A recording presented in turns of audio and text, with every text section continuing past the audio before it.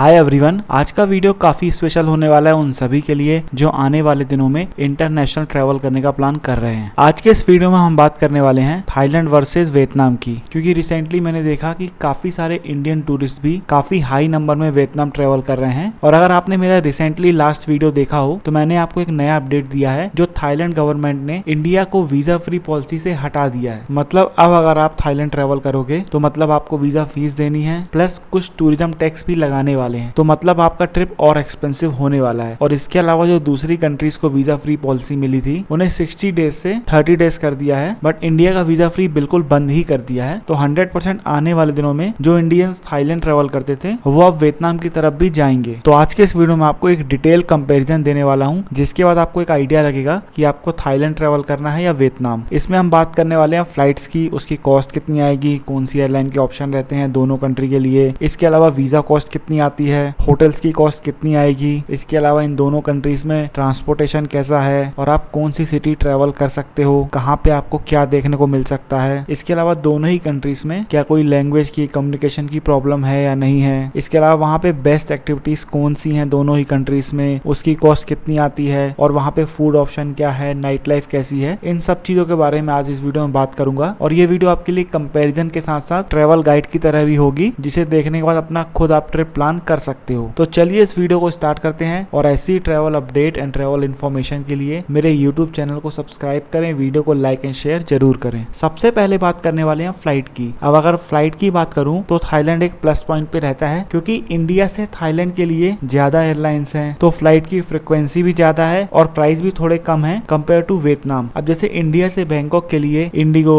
Air India, Air Asia, Thai Airways, Thai Lion Air, ऐसी multiple बहुत सी एयरलाइंस हैं, तो आपको ऑप्शन ज्यादा मिलते हैं और लगभग आपको आने और जाने की 20 से 25 हजार में आराम से फ्लाइट मिल जाती है। और अगर बात करूं वियतनाम के लिए तो वियतनाम के लिए लिमिटेड एयरलाइंस है, उसमें मेन है वेटजेट। आपको वेटजेट की फ्लाइट मिल जाती है जो आपको होचिमिन सिटी और हनोई के लिए मिलती है। ये एक बजट एयरलाइन है, तो अगर आप इससे फ्लाइट बुक करते हो तो लगभग 18-20 हजार रुपए के आसपास में आपको आने और जाने की फ्लाइट मिल जाएगी। और इसके अलावा वियतनाम एयरलाइन भी है जो थोड़ी सी एक्सपेंसिव है, बट उसमें डिले कम होते हैं, सर्विस अच्छी है, बस यही फर्क है, वो थोड़ी सी एक्सपेंसिव है बस। तो अगर फ्लाइट फ्रिक्वेंसी और कॉस्ट की बात करें तो थाईलैंड यहाँ पे एक प्लस पॉइंट पे रहता है। दूसरा मैं आपको बता दूं, दोनों ही कंट्री में अगर आपको internal city to city transfer के लिए फ्लाइट लेनी है वो आपको काफी अफोर्डेबल मिल जाती है। अगर आप एडवांस में बुक करते हो तो आपको 3 से 3.5 हजार रुपए के आसपास में 7 kg बैगेज वाली इजिली फ्लाइट मिल जाती है। तो इंटरनल ट्रांसफर के लिए आप फ्लाइट को प्रेफर करें। एंड आई एम श्योर आने वाले दिनों में इंडिया से वियतनाम के लिए फ्लाइट फ्रिक्वेंसी भी बढ़ेंगी और दूसरी एयरलाइंस भी ऐड होंगी।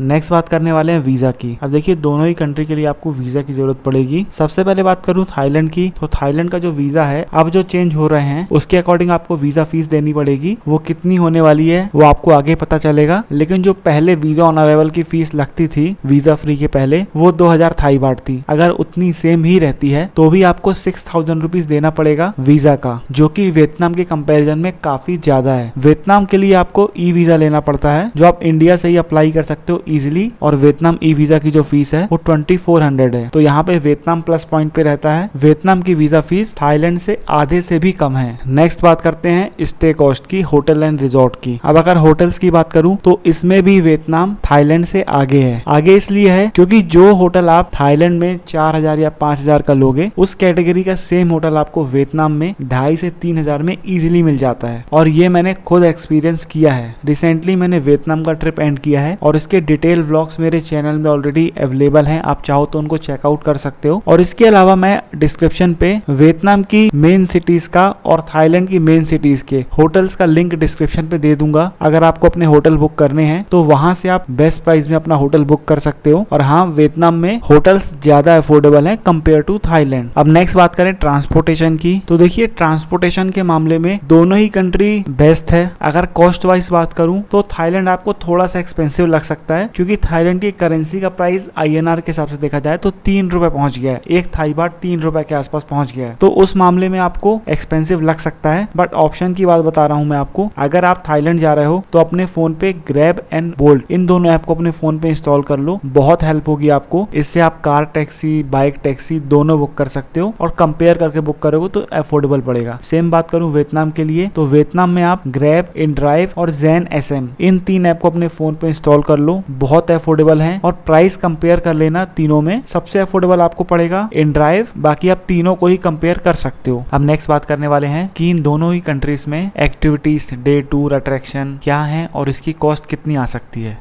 देखिए ये दोनों ही कंट्रीज में बहुत अमेजिंग अट्रैक्शंस हैं। जैसे बात करूँ थाईलैंड की, तो थाईलैंड में अगर आप फुकेत जाते हो तो वहाँ पे फीफी आइलैंड का डे टूर होता है, मैजिक कार्निवल्स है और भी बहुत सारे अट्रैक्शंस हैं। अगर आप बैंकॉक जाते हो तो बैंकॉक में सफारी वर्ल्ड है, डिनर क्रूजेस चलते हैं अमेजिंग, स्काई वॉक है। और अगर आप पटाया जाते हो तो वहाँ पे कोरल आइलैंड का डे टूर होता है, नोंगनूस ट्रॉपिकल गार्डन है, सेंचुरी ऑफ ट्रूथ है। इन सब के अलावा भी बहुत से अच्छे अट्रैक्शन है। और अगर बात करें वियतनाम में, तो वियतनाम में अगर आप हनोई जाते हो तो वहाँ से बहुत अमेजिंग हलोंग बे का टूर होता है। अगर आप सेंट्रल पार्ट दनांग आते हो तो वहाँ पे वियतनाम का मोस्ट फेमस बाना हिल्स है, वो टूर कर सकते हो। होयान सिटी है वहीं पे, लैंटर्न सिटी। अगर आप साउथ साइड आते हो होचिमिन में आपको कुची टनल, मैकोंग डेल्टा का टूर होता है। अगर आप फुकॉक जाते हो तो वहाँ पे फेमस विन वंडर्स है। और ऐसे बहुत सारे ऑप्शन मिलते हैं आपको दोनों ही कंट्रीज में। वियतनाम में डाइवर्सिटी ज्यादा है, वियतनाम के अलग अलग पार्ट में आपको डिफरेंट फीलिंग आ सकती है, जो मैंने ऑब्जर्व किया है। हर जगह आपको बिल्कुल सिमिलर नहीं लगेगी। अब बात करें अगर कॉस्टिंग की, देखो कॉस्टिंग लगभग सिमिलर है। थाईलैंड इसमें थोड़ा सा एक्सपेंसिव हो जाता है क्योंकि वहाँ की करेंसी की वैल्यू हाई है, तो उस हिसाब से आप देखोगे तो अट्रैक्शन में थाईलैंड थोड़ा सा कॉस्टली लगता है कंपेयर टू वियतनाम। बाकी अगर आपको इनमें से कोई भी एक्टिविटी के प्राइस चेक करने हो, उसको बुक करना हो, इंडियन रुपीस में पे करके बुक कर सकते हो। इसके लिए जनरली मैं हमेशा यूज करता हूँ क्लूक का, लिंक दे दूंगा डिस्क्रिप्शन पे। यहाँ पे दोनों ही कंट्रीज में सिटी वाइज जितनी भी एक्टिविटीज होती हैं सब कुछ आपको मेंशन है। वहाँ पे आपको रेटिंग दिख जाएगी, रिव्यूज दिख जाएंगे, वो आप चेकआउट कर सकते हो। और वहां से अगर आपको बुक करना है तो आप प्रोमो कोड यूज कर लेना travel123, तो आपको 10% का एक्स्ट्रा डिस्काउंट भी मिल जाएगा। तो डिस्क्रिप्शन पे मैं प्रोमो कोड और क्लूक का लिंक शेयर कर दूंगा, आप चेकआउट कर लेना। बस 10% डिस्काउंट लेने के लिए आपकी मिनिमम बुकिंग वैल्यू जो है वो 6000 से ऊपर होनी चाहिए, 6000 मिनिमम होनी चाहिए। वो आप इजिली अगर एक दो एक्टिविटी भी बुक कर रहे हो तो हो जाती है, क्योंकि उसमें एड टू कार्ट का ऑप्शन आता है। आप अलग अलग डेज की मल्टीपल एक्टिविटीज को एक साथ बुक कर सकते हो और होटल बुकिंग का भी इसमें ऑप्शन मिलता है। तो ये हुई बात अट्रैक्शन की। इसके अलावा बात करें वहाँ पे क्या कोई लैंग्वेज बैरियर है, तो देखिए थाईलैंड और वियतनाम में दोनों ही जगह आप इंग्लिश का यूज कर सकते हो, वो अक्रॉस द कंट्री चलता है। बट हाँ, थोड़ा सा वियतनाम में कहीं कहीं पे कम्युनिकेशन का प्रॉब्लम आता है, जब आप लोकल्स के साथ कन्वर्सेशन करते हो तब आता है, बट इतनी कोई बड़ी प्रॉब्लम नहीं आती है। और इसके लिए एक बेस्ट ऑप्शन है कि आप अपने फोन पे ट्रांसलेटर को डाउनलोड कर लें। इसके थ्रू आप इजिली, चाहे थाईलैंड हो, चाहे वियतनाम हो, या जिस भी कंट्री में जा रहे हो कभी, उसके थ्रू आप कम्युनिकेट कर सकते हो, तो ऐसी कोई दिक्कत नहीं आएगी। आप नेक्स्ट बात करते हैं फूड कॉस्ट की। देखिए दोनों ही कंट्रीज में अगर आप वहाँ का लोकल फूड ट्राई करोगे वो आपको काफी अफोर्डेबल पड़ेगा। और इन दोनों में अगर कंपेयर करोगे तो वियतनाम का फूड और भी चीपर है। अगर आप लोकल फूड, लोकल स्ट्रीट में घूम रहे हो, वहाँ पे अगर आप लोकल रेस्टोरेंट में जा रहे हो तो वो काफी अफोर्डेबल है। थाईलैंड का भी है, बट बात सेम है, वही है कि वहाँ की करेंसी की वैल्यू इतनी हाई है INR से, तो बाय डिफॉल्ट वो एक्सपेंसिव लगने लगता है। बट हाँ, लोकल फूड आपको अफोर्डेबल पड़ेगा। लेकिन अगर आप इंडियन फूड देख रहे हैं, इंडियन फूड आपको इंडिया के बाहर आप कहीं भी ट्रेवल करोगे किसी भी कंट्री में, वो आपको एक्सपेंसिव ही मिलेगा। और अगर आप बिल्कुल डिपेंडेंट हो इंडियन फूड में, आपको रेस्टोरेंट तो दोनों ही कंट्री में इजिली मिल जाते हैं, इंडियन रेस्टोरेंट्स। बट एक एवरेज कॉस्ट की बात करूं, पर पर्सन की पर डे की कॉस्ट अगर आप इंडियन फूड ले रहे हो तो मिनिमम 1500-2000 रुपए के आसपास आ सकती है। और थाईलैंड में आप पैड थाई ट्राई कर सकते हो और वियतनाम में आप बान मी ट्राई करना। इसके अलावा वहाँ की कॉफी बिल्कुल मिस मत करना, वहाँ पे काफी अमेजिंग कॉफीज मिलती हैं, चाहे कोकोनट कॉफी हो गई, चाहे सॉल्टेड कॉफी हो गई, एग कॉफी हो गई, तो कॉफीज को जरूर ट्राई करना आप वहाँ। अब अगर बात करें नाइट लाइफ की, तो देखिए नाइट लाइफ का अगर कंपैरिजन करने जाओगे तो थाईलैंड इसमें क्लियर विनर है। थाईलैंड की नाइट लाइफ काफी अमेजिंग है, चाहे फुल मून पार्टी हो, फुकेत की बांग्ला स्ट्रीट, पटाया की वॉकिंग स्ट्रीट और बैंकॉक में अमेजिंग रूफटॉप बार्स हैं, तो थाईलैंड इसमें काफी बेटर है। और नाइट लाइफ वियतनाम की भी खराब नहीं है। वियतनाम की night life specially Ho Chi Minh city में काफी अच्छी है, और दनांग में ये रूफटॉप बार है जहाँ पे मैं एंजॉय किया था, ये भी काफी अच्छा है, काफी अमेजिंग व्यू आता है यहाँ से सिटी का। तो नाइट लाइफ के कंपैरिजन अगर करने जाओगे तो बेटर है थाईलैंड। अब बात करते हैं आपको कहाँ पे ट्रेवल करना है। देखिए अगर आपके पास 5 से 7 दिन है और अगर आप थाईलैंड ट्रेवल करना चाहते हो तो या तो आप पटाया बैंकॉक कर लो, या आप बैंकॉक और फुकेत कर लो। और अगर आपको सिटी लाइफ नहीं चाहिए तो बैंकॉक को हटा दो, फुकेत और कराबी कर लो। और अगर आपके पास ज्यादा टाइम है तो आप सभी सिटी को एक्सप्लोर कर सकते हो। वियतनाम की बात करूं तो अगर आपको कल्चरल साइट देखना है तो आप हनोई को ऐड कर लो अपनी ट्रिप में, और उसके साथ अगर आपको सिटी लाइफ चाहते हो जैसे बैंकॉक है थाईलैंड में, तो आप होचिमिन सिटी को ऐड कर सकते हो। और अगर आपको बीचेस पसंद है तो आप फुकॉक आइलैंड जा सकते हो या दनांग सिटी कर सकते हो। तो अगर आपके पास 5 से 7 दिन का ट्रिप है तो आप फुकोक या होचिमिन सिटी कर सकते हो, या होचिमिन सिटी और दनांग कर सकते हो, या दनांग या